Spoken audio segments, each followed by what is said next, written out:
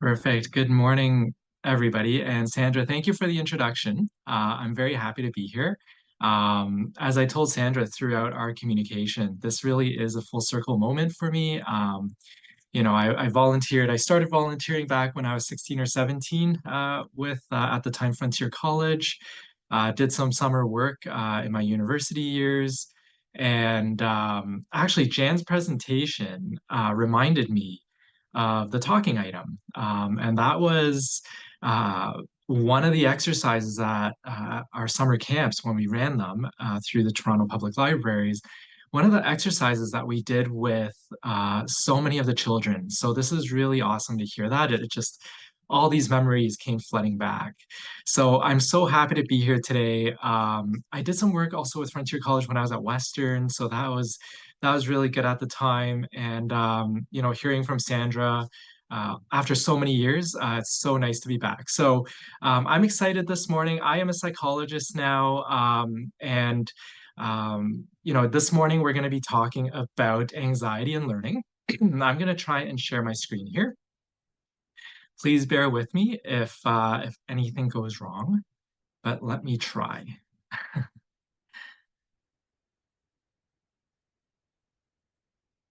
If somebody can give me a thumbs up, can you see this presentation? Okay, perfect.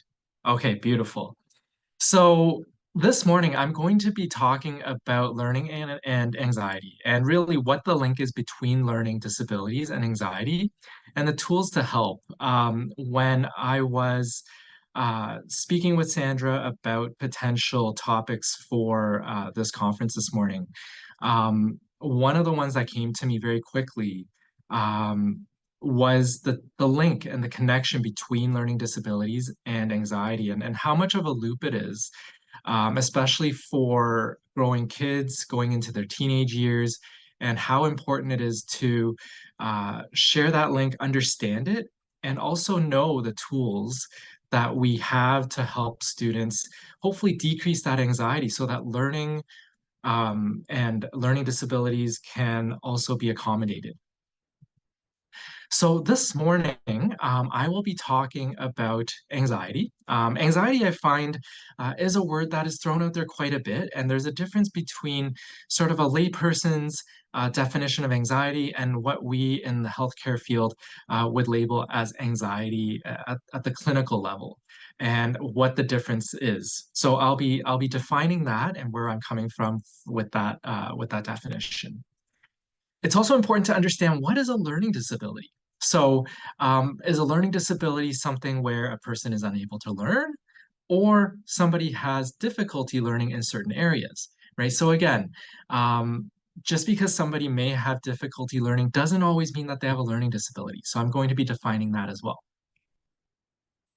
And of course, how are learning disabilities and anxiety related?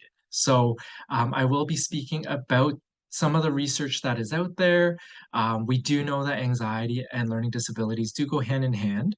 And same with ADHD as well. Um, One of the things with this presentation today, with the short amount of time that I have, just know that we're not covering the breadth and the depth that we could with some of the topics that I'm outlining right now. We could easily spend a couple of days on each of these topics. So this is really a Coles Notes version.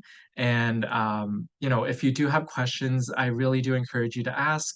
As well, you can always email me and contact me if you have any additional questions because it's just impossible to cover everything today, but I'll try. And the last topic that I'll try to cover today is how do we manage anxiety and the learning disability piece altogether in the classroom or even in community agencies, right? So how do we help that student who might be coming after school, whether you're running a literacy program or another kind of after school program, if they're coming to you and they are showing signs of anxiety, if they are showing signs of learning difficulties, how can we advocate for them? Okay. All right. So what is anxiety? The American Psychological Association will state that anxiety is an emotion characterized by feelings of tension, worried thoughts, and physical changes like increased blood pressure. Now, it's unlikely that we're going to measure a child's blood pressure. However, there are those physical changes, those physical signs of anxiety. So, something like increased heart rate when you feel like your heart is going to pound out of your chest, the rapid breathing, right? Any muscle tension. So somebody who's walking around and you just notice that it seems like their shoulders are up to their ears. Someone might complain of sweating, feeling hot a lot of the time, headaches, migraines.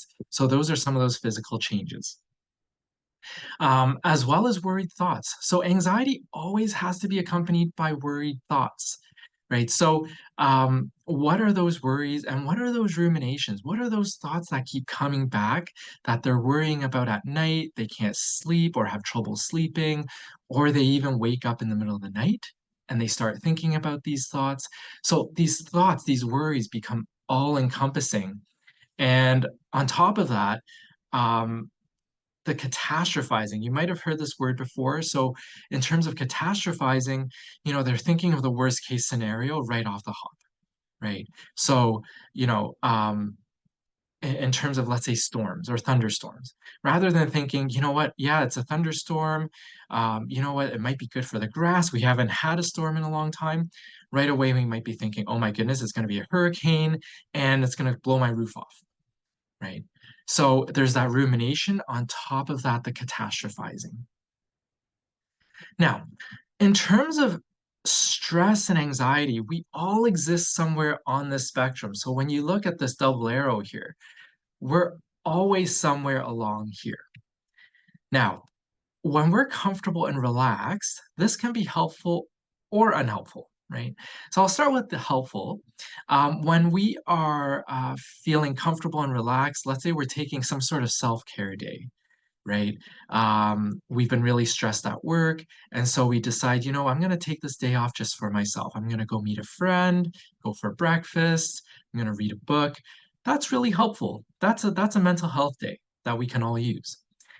At the same time, if we're too relaxed, if we have no stress whatsoever, right, that can also be unhelpful. So if you think about it, if we have no worries in the world and we just sit all day on the couch, and it's a prolonged period of time, right? That can lead to a sedentary lifestyle. It can be unhelpful in terms of our health, our overall physiological health, right? So that's when being too comfortable and too relaxed might not be the best for our health. Now, when we are in the zone of stress, right? Now, stress in and of itself can be helpful. So, for example, if I looked into my fridge this morning and I said, oh my goodness, I have no more food left, right? What am I going to feed my kids? What am I going to feed my family, right? I better get out to the grocery store today and get some food, right? So that's when stress can be helpful. Let's say you see a bear in the forest, right? We're coming into the summer season. Some of you might be going to Algonquin, right? You might go into nature and you see something rustling and you see a bear, right? What are you going to do, right? That stress response kicks in. Do I act big? Do I run? Do I scream and shout, scare off that bear?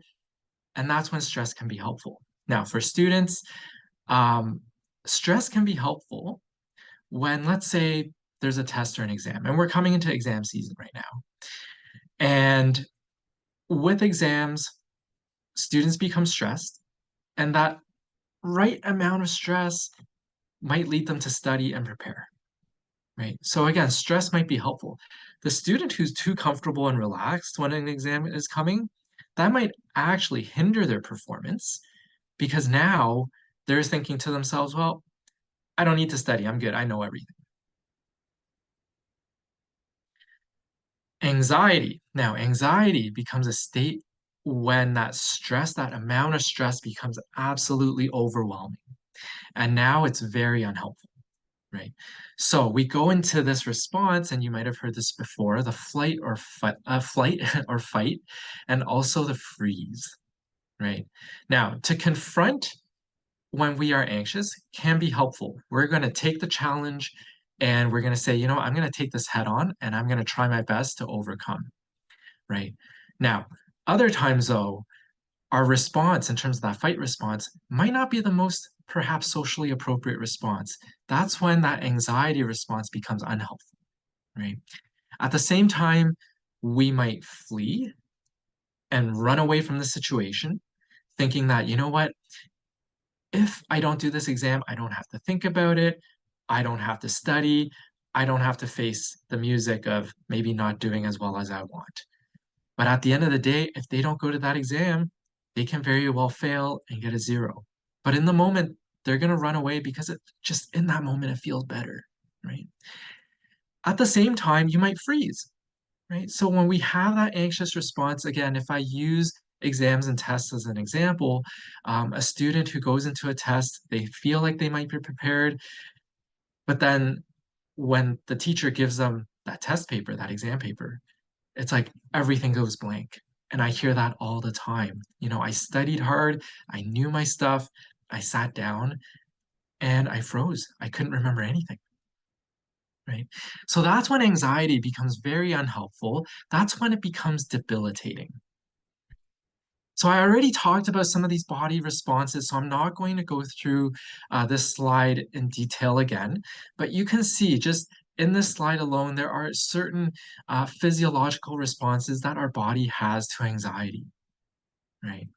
And if I had more time, I would also talk about how other primary emotions impact our anxious response, such as anger and frustration, right? Anger and frustration, a lot of the time you will also have these physiological responses that mimic anxiety, right? So when we're sad, when we're angry, people might actually mistaken that for anxiety rather than perhaps confronting and understanding and processing that anger. But that's for another presentation and workshop. So when is anxiety concerning? Like I said already, anxiety becomes concerning when it becomes debilitating, right? So debilitating meaning that, let's say a student is not getting out of bed to go to school, right? Or going to their extracurriculars, or even just going to a family event, right? I hear that all the time. My child's not getting out of bed, my teenager's not getting out of bed. They've changed, they're different. And speaking of changes, we're always looking for changes over time. When I speak with caregivers, I'm always talking about being a keen observer, right? When you're watching your child, your teenager, your adult child, look for changes, right? Even clinically speaking, when we are completing an assessment, a mental health assessment, we're always asking individuals, caregivers, third parties, did you see a change at some point, right? At some point, were they very outgoing? And then over time, maybe in the course of a couple of months, they started withdrawing, right? They didn't want to go out with friends, or they're sleeping more, or perhaps they're consuming more food or not consuming food.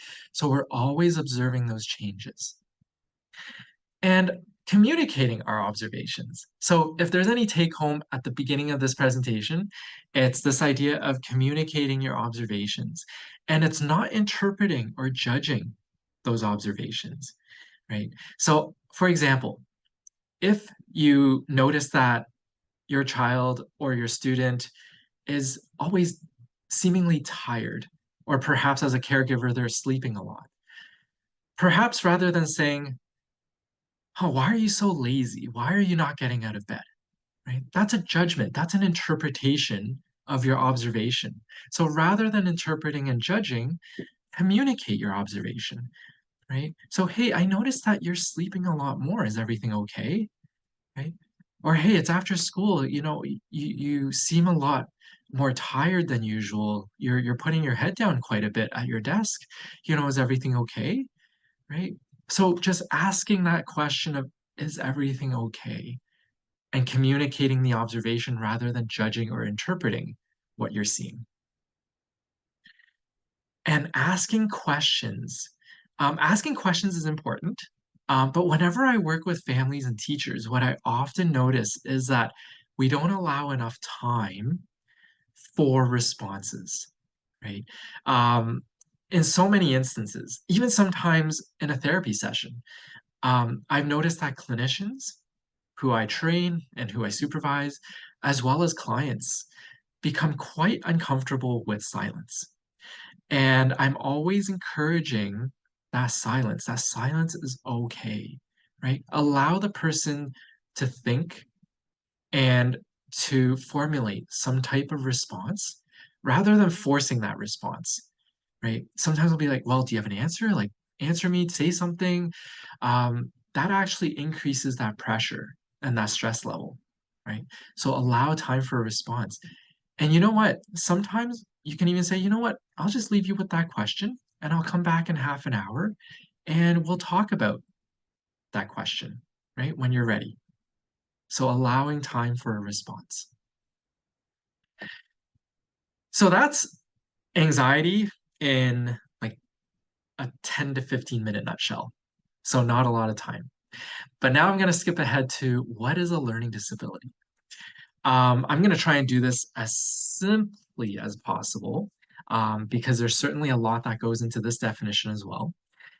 But a learning disability, when we make a diagnosis of a learning disability, we're always looking for strengths and weaknesses in a student. So you may have somebody who has significant challenges reading, but their math skills are off the charts. Remarkable, right? On the flip side, you might have someone who really struggles with mathematics and numeracy, but love to read and is reading beyond their level, right? So we're always looking for strengths and weaknesses.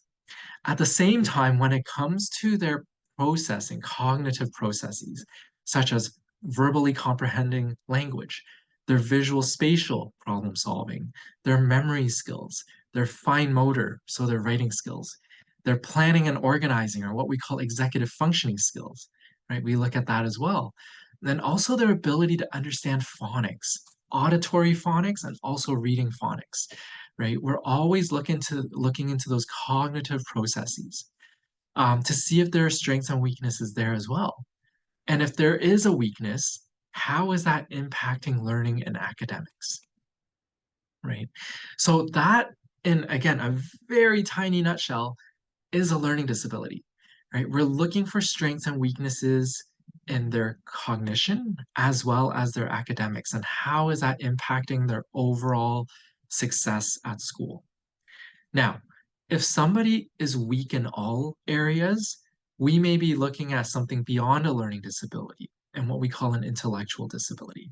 And again, that can be another entire presentation. So I won't go into that today, but for those who are interested, if you are working with a student who comes across as just overall low in terms of independent living skills, in terms of uh, classroom academic skills, there may be more to just a learning disability.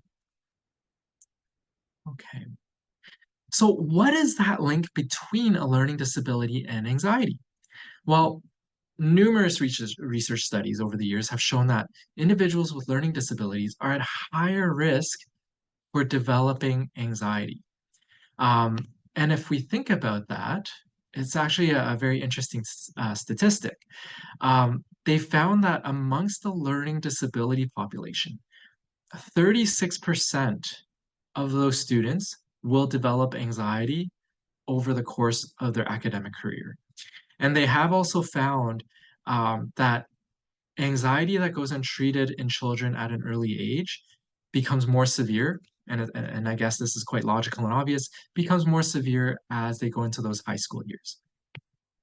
The 8% there is the typical population. So your typical developing population, only 8% of that population may go on to have a clinical diagnosis of anxiety. So there's a big difference there, over fourfold in terms of the learning disability population, perhaps experiencing clinical anxiety in the future. So in terms of that feedback loop, right? Those with learning challenges will likely experience some sort of anxiety because if you can imagine a student sitting in a classroom and let's say they're not given any kind of accommodations, any kind of strategies or help at school, and let's say they are very weak with language, right? So the teacher is reading a book and they're told to follow along. Well, the student sitting there quietly who opens the book might think to themselves, I don't even know which word the teacher is on. How am I supposed to follow along? Right? I guess I'll turn the page when everyone else turns the page, right? But that type of thinking already starts to breed the stress, the increased stress level, and also the anxiety that may come along with it, right? And so now you have a student over time who is sitting there quite anxious in the classroom, and that anxiety now overwhelms those learning processes. So rather than being able to attend to the teacher, follow along in the lesson, they might be thinking, why am I not getting it? The teacher is at the front talking away about perhaps, the lesson, but all they're thinking at their chair is, I'm not understanding. Will I ever understand this? Why is everybody else around me? They seem so engaged, but I don't get it. So while those thoughts are going on, they're missing components of the lesson, right? So this is where there's this feedback loop of those with learning challenges experiencing anxiety, and then it feeds back into the learning challenge. I hope that makes sense. And those with concurrent attention difficulties. So, for example, those who may have attention deficit hyperactivity disorder, ADHD, um, you know, they have even more significant challenges in the classroom, and ADHD and learning disabilities can come together, right? So they're not mutually exclusive. So those who have a learning disability, again, research has shown that they are more likely to have ADHD and vice versa. So um, those with attention difficulties may have also procrastination challenges, right? So, I know I should do the work ahead of time, but I can't get myself to do it, and also poor executive functioning, right? So executive functioning is that frontal part of the brain that makes humans different from many other mammals, right? We have that developing frontal lobe that in males don't fully develop until they're about 22, 23, right? In females, they will develop that executive functioning a little bit sooner, around 18, 19, right? So when you hear about teenagers, and we think of it as doing silly things and not thinking before they act, that's a big part of the executive functioning still developing, right? So we know that individuals with learning disabilities with ADHD have more challenges with the planning, the organizing, the management of everyday tasks that's governed by executive functioning, right? And on top of that, if somebody is experiencing anxiety, again, we know that executive functioning is hampered when we are ruminating about certain thoughts all day long, right? We may not hear our partners, our kids, our colleagues saying, hey, remember to do this later on, right? And we might just hear bits and pieces of that and say, yeah, yeah, yeah, I'll remember, but really we're not fully hearing and processing that information. So it hampers our executive functioning, right? So, how do we manage anxiety within the learning disability population? And again, this is really presented in a nutshell. It's something that I could talk about for hours, if not a few days, in terms of anxiety and the LD population and even coping skills. But what I will touch on today is what we call the biopsychosocial approach to stress or anxiety management. So in psychology, in our training, it's very different from the medical model. If you go to your physician, your family doctor, and you say that you have tummy issues, right? Their go-to might be right away, let's examine your tummy, right? We'll do these tests, we'll get an ultrasound, and here's a prescription, and here you go, right? You should be better in about 7 days. In psychology, at least in my practice and in the way I train students, we look at it from a biopsychosocial lens or angle. So, meaning that we have to examine the person's biology, we have to look at their psychology as well as their social environment to really truly understand what the person is going through, as well as how to help, right? So in terms of the biological, for example, right, we may be looking at methods to how to stay calm. How do we lessen or alleviate some of those physical symptoms, right? That I talked about before, the sweating, the physical agitation, the headaches, the rapid breathing. How do we bring all of that down, right? Because when we are experiencing those physical symptoms, it actually feeds back into those anxious responses, right? So if I'm rapidly breathing, I automatically think something is not right. Something is stressing me out or something is causing anxiety. So, how do I lessen the physiological response, right? Then there's the psychology, right? The psychology might be, finding ways to think alternatively, right? Alternate to the thought that I'm having. How do I gather evidence to suggest that maybe my anxious thought isn't so rational? And also how to feel differently about anxiety. So we go back to anxiety, we talk about the emotion around it. How do we understand those emotions? Do we have other emotions that's fueling the anxiety, right? Like I mentioned before, anger, sadness, grief, guilt, right? All those really strong emotions that may be creating some of that anxiety. And finally, the one that I often find extremely helpful is the social piece, right? In terms of social management or social uh, coping mechanisms, how do we build resilience from our environment and the support of people around us, right? So, for example, United for Literacy, it's a community organization that's within our environment, right? It's here as a resource for teachers, for other community agencies when it comes to promoting literacy, right? It's a built-in mechanism that's there that people can access. All right. So, in terms of the biology, um, I'm going to try and fly through this one a little bit more, even though, like I said, there's a lot to talk about here. However, I like to focus more on the psychology and the social piece. So, in terms of biology, um, you know, for example, getting a good night's sleep, right? Getting a good night's sleep is really important. I think in theory, we all know that, right? But how many of us actually get a really solid night's sleep, right? And I'm not talking about the number of hours because oftentimes that actually varies and fluctuates depending on who we are, right? So, for example, some of us may thrive on 6 hours of sleep, whereas others may say, you know what, I need that solid 9 hours, right? So, when clients come to me and say, you know what, I'm not getting enough sleep, but I don't feel tired all the time, you know what, maybe that's okay. Maybe you are somebody who thrives on the 6 hours of sleep, right? For me, it's more so the quality of sleep, right? Are you falling asleep relatively quickly? Um, are you waking up in the middle of the night and not being able to fall back asleep? Again, it's pretty natural to wake up in the middle of the night, but are we falling back asleep right away? Or are we staying up and ruminating and thinking, right?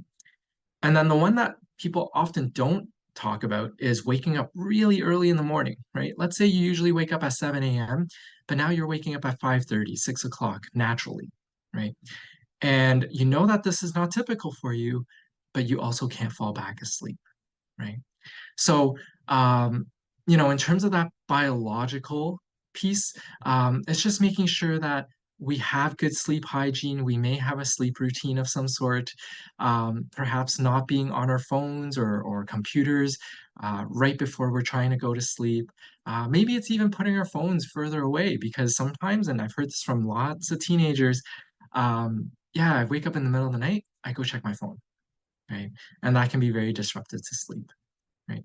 So just making sure we are having good sleep and ensuring that um, you know, we have good sleep hygiene, right? The other piece is exercise. Exercise is important, and I'm going to say this right off the bat that exercise is relative. You know, exercise doesn't mean you have to go for a run or a jog or hit the gym. For me, exercise, you know what? If it's walking, if you're able, that's great, right? If you're able to just get outside, right? And go for a stroll around the neighborhood. That's all that's needed. We call that behavioral activation, especially when we are feeling down, if we're feeling anxious, our mood is low. A lot of the time, our automatic response is to stay in. You know what? I don't want to go anywhere. I'm going to withdraw. I'm just going to sit on the couch or lay in bed. It's so important to have that behavioral activation, right? And this is where, again, the social environment can help. Having somebody to pop by and say, hey, let's get outside, right? Let's go for a walk. Let's go to the park, right? Let's just hang out somewhere. Just doing something that will get the blood flowing, right? Because when we do exercise, even a little bit, it promotes those positive neurotransmitters to be released, such as endorphins, the dopamine, right, to be released. So it is important to have that behavioral activation. For those who are into meditation and breathing, it's great. I didn't include it in the slide, I should have. But when I work with so many teenagers and children, I will be lucky if even 1 out of 5 of them decide to do any kind of breathing and meditation. So that's why I didn't have it here. But if you are someone who meditates and someone who likes to do mindfulness exercise, that's amazing, right? Just getting that breathing rate down, taking those deep breaths rather than the rapid ones, it can be so helpful if you are a regular practitioner of mindfulness and meditation. Now, in terms of medication, I get this question all the time, and there's definitely different schools of thought around medication. Um, I'm not somebody who will, stringently promote medication. However, when somebody is experiencing significant debilitating effects of anxiety or depression, I will perhaps encourage or promote that individual to go see their physician. For me, the medication is not necessarily something that will fix, quote unquote, fix everything. Um, but it is a little bit what I think of as an engine starter, right? It's a bit of a band-aid, but if somebody cannot get out of bed, right, this is where the medication may be helpful to get that engine started in the morning, right? Just to have a bit of that extra oomph, right, to get the day started, right? From there, that's when therapy, individual therapy, group therapy, whatever therapy it is, can be a lot more helpful. If somebody can barely get out of bed, can barely make it to the session, they're extremely tired in the session, has very minimal motivation. Sometimes with medication, we do see a change in that in the therapeutic session now, we can start doing some of that work in terms of understanding oneself, understanding their own environment, and how to use some of those strategies and accommodations in their everyday life, right? So that's where medication can be helpful.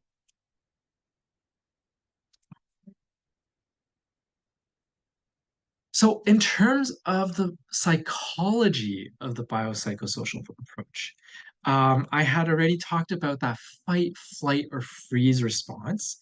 And this is when we start to talk about, what if we could respond in a more thoughtful and emotionally balanced way, right? What if we do take those extra few seconds to think, okay, is this the right response? Or, what is the consequence of not writing that exam, right? What's going to happen? Will my parents find out? How might they find out? Is this going to be helpful for me in the future? Right. So, is there that positive way to think of the situation? And how can I overcome? Now, this is where oftentimes, at least in the work that I do, I like to start to restory the anxiety, right? If we pretend that the person's experiences are a chapter book, right? What were those previous chapters like before we started experiencing anxiety, right? What were some of the ways we coped and managed the stress and anxiety before today, right? So let's bring out that story. Let's understand the whole person. Right? I also often like to let clients know that it's okay to be uncomfortable. We should feel uncomfortable from time to time. And even if we avoid and run away from the discomfort, that's always only temporary, right? So it's okay to be uncomfortable and give ourselves a bit of self-compassion, right? Sometimes what I notice in individuals is that when we get uncomfortable with ourselves, and we start to berate ourselves. We start to say, well, how come I can't overcome this? Why is the stress, so overwhelming for me, but not anyone else? We actually start to jab ourselves, as I call it, right? We start to punch ourselves a little bit, and it's never helpful. So being able to put down our fists, right, and have that self-compassion to say, you know what, it's okay. I'm going through this right now. It's temporary, right? And I'm going to hone in on the resources that I have in order to manage that anxiety. So, one of the ways to do that is to externalize the problem, right? Externalizing the problem means to not see oneself as the issue or as the problem, right? Identify what the stressor is. So, for example, somebody who says, oh, I'm always like this. I always become anxious. Well, in that kind of statement, it's internally directed. It's actually somebody who is attacking their own character. I'm always like this, right? I'm always so bad at managing my stress, right? At the same time, if you think about this idea of resilience, right? And I'm going to talk about resilience a little bit too in a little bit. Um, Oftentimes you hear, especially in sports culture, um, you know, pick yourself up and try again, right? Try harder, put more effort into it, right? And I hear this all the time from parents when I see the interactions in my office. Um, those statements are pretty much telling somebody that you're not trying hard enough. When the person sitting there might be going, you know what, I'm trying as hard as I can, but I can't seem to understand this concept, or I can't seem to be able to overcome this particular challenge, right? But when we take that tone and we say those words to somebody, again, it creates more stress, right? It's telling them that message, you're not trying hard enough, right? I don't know how to help you, but you got to help yourself, right? And that's never helpful. And that's why to me, that social environment is always so important. Where can we find resources? So it goes back to my point in terms of, understanding that you, the person, you are not the problem, right? Your character is not the issue, right? There is a stressor, right? There is something that's causing that anxiety. There's a stimulus that's creating that stressor. And we're going to figure out how to control and maintain that stressor. How do we rein that stressor in so that we can problem solve, right? So, in other words, that problem is right in front of us. It's there. We know it's there. And now, how do we solve it? How can we manipulate it to come out on top of it? Okay. And so this is where we go into the social piece of managing anxiety. And to me, like I said, it's near and dear to my heart because I spent years researching resilience during my PhD and you know um, publishing articles with my supervisor and even after I graduated, resilience doesn't mean it has to come from within, right? Um, it's in our social environment. It's our teachers, our coaches, our community members who can help our students, right? So as I already mentioned, it's so important to observe and comment. Know that you see what they may be experiencing, right? When we say something like, I've noticed that you haven't been eating very much lately. We're not interpreting, we're observing, and we're letting that person know that we see, right? And we care, right? Or as a teacher, one might say, I noticed that you didn't write very much for that answer, right? And usually you write a lot more. You know, is everything okay? Do you understand these concepts, right?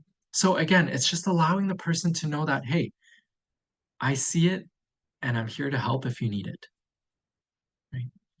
Know when your own anxiety is guiding the conversation, right? A lot of the time in speaking with caregivers and speaking with teachers, educators, the way they speak to the students, the child, may not be that conducive to honing in on creating a conversation, right? So if it's very directive, for example, if the tone is strong and it's not allowing the student time to reflect and respond, that might be our own anxiety and our own discomfort guiding the conversation. So it's really important to know that and to slow it down or take a softer tone, right? And reiterate often that you are there to help and support. Right? So when it comes to our social supports, right, I used United for Literacy as an example, but you know what? It can be a music teacher, it can be a coach, it can be other resources like Kids Help Phone, hospitals. These are all different social supports that are built in to our system, at least here in Canada. Right. And I'm speaking in Canada as a generality. I understand that in rural communities, those social supports might not be as prevalent. So at least as a whole, living in this country, we have some of those social supports like school, right? So schools can provide academic accommodations, social work support, allows for teachers to observe, a very open teacher, somebody who's very caring, comforting. A student might go to them first for that support, right? Friends, right? Friends, relatives, like I said, coaches, teammates, they're there for the social interaction, right? They're there to provide conversation. They may be a distraction, right? When somebody is struggling, it might be nice to go to that baseball game. It might be nice to play a duet with a friend, right? So having some of those social supports is also very important. And like I alluded to already, having extracurricular activities, having that emotional or physical outlet, um, you know, the adults to observe, a coach to observe one of their players and how they're playing on the ice, on the field. You know, it's so important to have those social supports. And within our communities, oh, sorry, there are those who we can seek services from, whether it's a family physician, a psychologist, social worker, psychotherapist. There are many different modalities of counseling that individuals like myself can provide, whether it's group or individual counseling. Nowadays, we can do virtual counseling versus in person. So there are many different options out there. And so I always say to students and caregivers, don't shy away from it, right? We have to try and destigmatize going to somebody for help rather than thinking we have to do it all on our own. Um, Before I end the presentation, I really do like this video and I'm going to try and play it. Um, Jennifer or Sandra, if you remember, I know we talked about this last week. I should have written it down. Which When button you do I share the, choose? yeah, when you share the document, just say share sound. So you might have to reshare. Oh, okay. So when Yeah. I share screen, Yeah. So maybe just stop it and then reshare sure. with sound. Okay, I will do that. Um,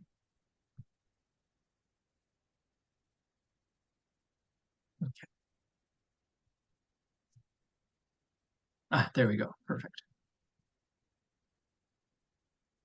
And this video here just reminds, at least it reminds me as well, what empathy is all about and the importance of the words and the tone that we use. So I hope everyone can hear this. So what is empathy, and why is it very different than sympathy? Empathy fuels connection. Sympathy drives disconnection. Empathy, it's very interesting. Teresa Wiseman is a nursing scholar who studied professions, very diverse professions where empathy is relevant, and came up with 4 qualities of empathy. Perspective taking, the ability to take the perspective of another person or recognize their perspective as their truth. Staying out of judgment, not easy when you enjoy it as much as most of us do. Recognizing emotion in other people and then communicating that. Empathy is feeling with people. And to me, I always think of empathy as this kind of sacred space when someone's kind of in a deep hole. I'm overwhelmed.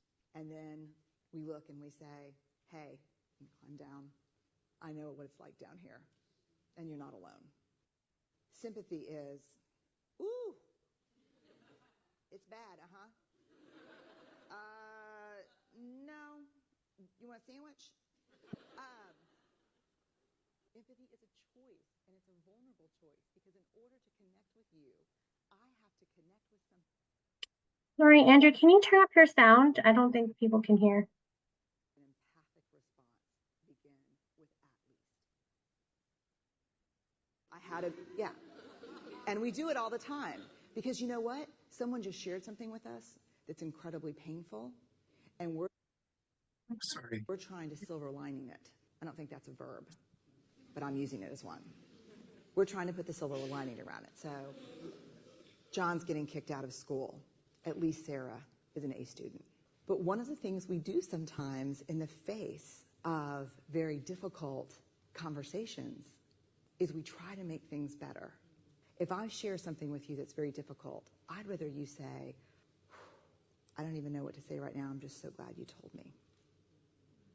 Because the truth is, rarely can a response make something better. What makes something better is connection.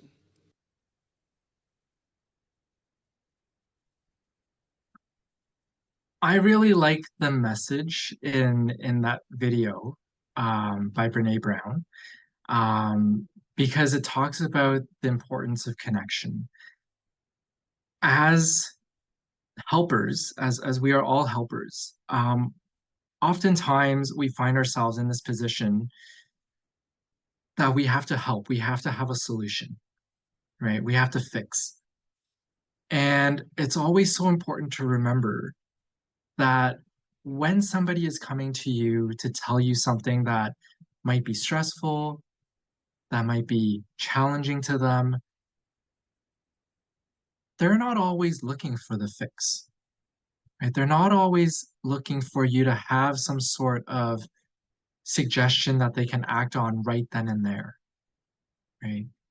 Oftentimes, they're looking for someone to just listen, right? To say, oh, that person does seem to care. They listened to my entire story without interrupting, right? They seem to be really attending to what I was saying. They were nodding, they were making eye contact, they weren't doing something else, they weren't checking their phone. They seem to care, right? And when we have that emotional response, that emotional connection, you know what? It's more likely that that person will come back to you the next day or the next month to say, hey, can I run something by you again? Right? So even with therapy, as a therapist, at the beginning, it's all about just creating that rapport, that relationship for someone to say, you know what? This is a safe space for me to talk. right? So for educators, whether it's in your classroom, for somebody who's struggling with academics, to show them, you know, I noticed that you're struggling a little bit, is everything okay? How can I help? Right? And then for them to reconnect with you and say, you know what, I am struggling with this, right? I don't understand how all of these concepts connect together, right? Can I get some help with that? Right? That is already a very strong connection right there, right? I apologize. I thought I was supposed to turn down the volume. I hope most of you were able to hear most of that video. So Oh, there we go. So some resources for adults. There's some books here that I won't go over them, in any kind of detail. But there is a website at the end there, Learning Disabilities Association of Ontario. They don't just cover topics on learning disabilities, but they also cover topics on anxiety, ADHD, and how all of that impacts learning as well. So, I encourage you to visit that. And like I mentioned, I already started on those takeaway points, building a connection, understanding that students with learning disabilities also often experience anxiety, be an observer and take interest, and understanding that it's not just one particular approach that's going to build resilience, that's going to alleviate anxiety. It's multiple different approaches. And one of the most important one to me is looking into the social approaches to help somebody know that there are resources around them to help. Okay. All right. And that is my presentation. Thank you again for listening, for attending, and this is such a great opportunity for everybody here. And I'm just so glad to have circled back to you, United for Literacy. Thank you. Andrew, thank you so much for this wonderful presentation. That I really love the way how you were able to put a framework around so people can talk with their kids, talk with youth around, the different strategies that they can use to help. And, just the simple things about getting a good night's sleep and exercising. I mean, that is a wonderful, first message for folks to give. So thank you very much for sharing that. And we're also very lucky. Thank you, Andrew, for offering to include your name on the networking list so that people can ask you questions afterwards. And also we will be sending out your slide deck to folks so they'll have Awesome. access to all those great resources. So thank you. So we are going to now